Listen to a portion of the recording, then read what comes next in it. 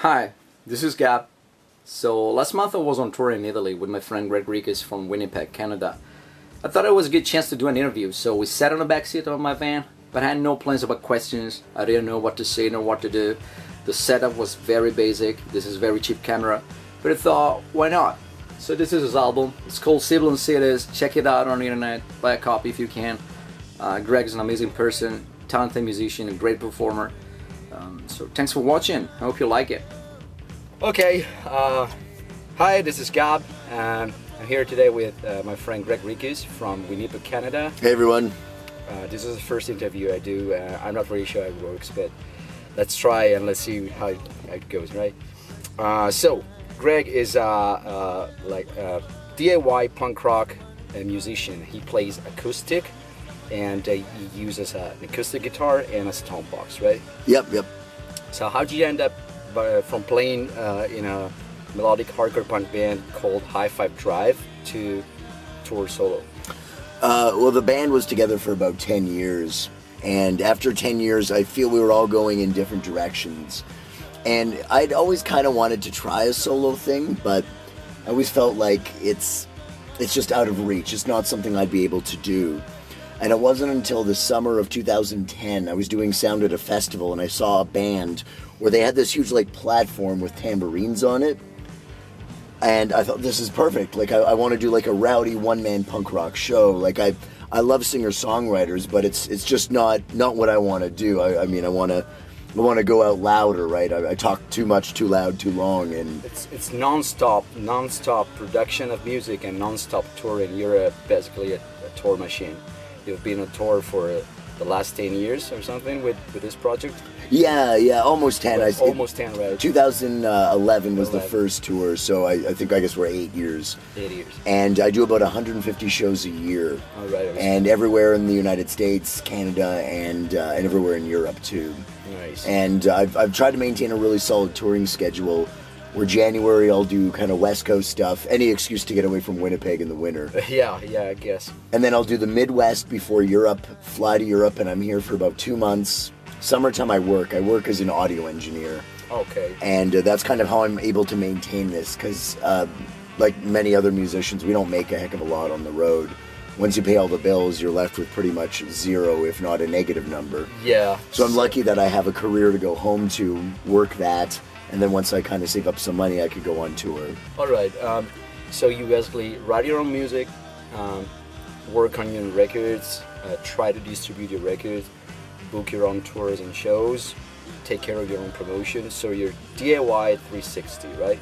Yeah, there's a few small labels that help out. I mean, do it yourself, as in do it with yourself and all your friends, because I definitely don't call all the bars by myself and ask them personally to book me. I've, like yourself and many other friends, that have allowed this to happen for me. But you're right in terms of I'm the one who funds the records, I'm the one who writes a majority of the songs. So you've experienced both North America and Europe tour-wise. How do you find it? What do you think of Europe and what do you think of North America? It's like comparing apples to oranges. Like they're totally different games. Europe is a wonderful place to tour. I love it here so much. People are very receptive. They always feed you and they make sure you have a place to stay. The hospitality is amazing. The transportation system is great. Like touring on a bus or a train is not hard at all.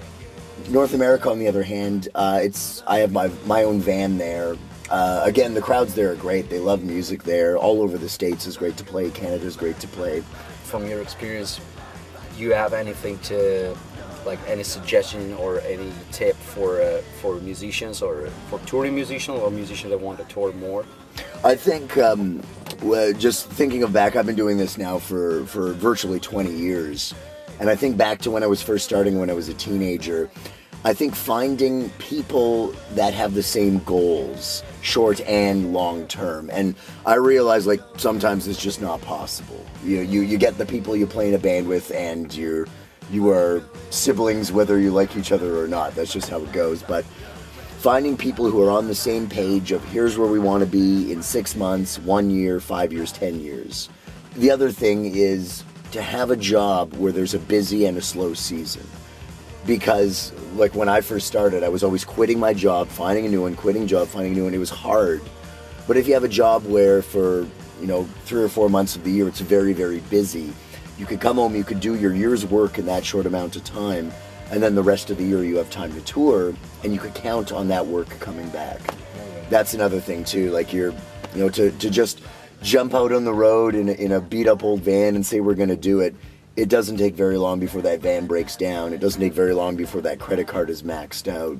Yeah. If you want to do it on long term, you need a long-term plan. So I think those are the two biggest things I would give as advice. Yeah, that's very precious advice.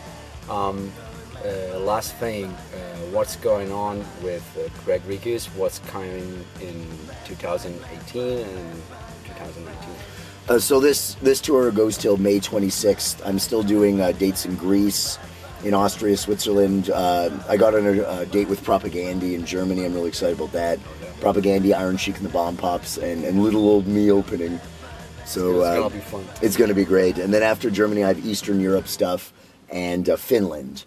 The summertime, like I was saying, the summertime is when I work. I work as an audio engineer. Fall time, I'm going to do more dates, heading out west to Vancouver, all the way down to the Bay Area and LA, possibly Mexico, across the south, all the way to Fest. I'm not sure if I'm playing yet, but I might or might not. Up the East Coast, Quebec, Ontario, Midwest. I'll be home for December. Tell people how to get to your page, your music, how to check you out, and stuff like that, and we'll so wrap it up. If you Google Greg Rekus, you'll find almost all the websites. You can find your preferred one. I like Bandcamp the best if you want to get my music. You can also find me on Spotify or Apple Music. GregRekus.com. You can find me there and get in touch with me about anything you want. You can email me directly. It's impossible not to get in touch with me. So, all right. So this backseat interview is over. Thanks a lot, Greg Rekus. Check him out.